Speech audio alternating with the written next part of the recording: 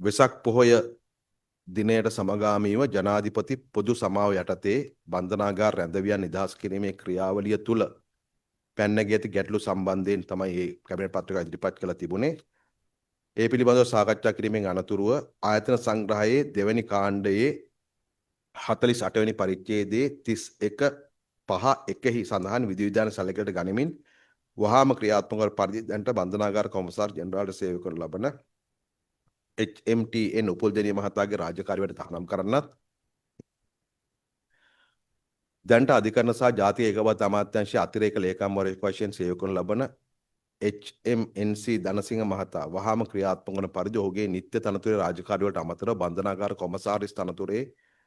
බන්ධනාගාර කොමසාර් general තනතුරේ වැඩ බැලීම පිණිස පත් කිරීමටත් ඉහත තීරණය පරිදි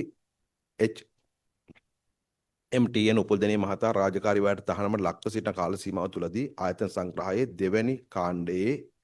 48 වෙනි පරිච්ඡේදයේ 31.12 උපගන්ති විද්‍යාන පරිදි ඒ මහතාට අඩවැටුප් ගෙවීමටත් ඉදිරිපත් කළ කැබිනට් මණ්ඩල පත්‍රිකාවට කැබිනට් මණ්ඩලය අනුමැතිය ලබා දුන්නා.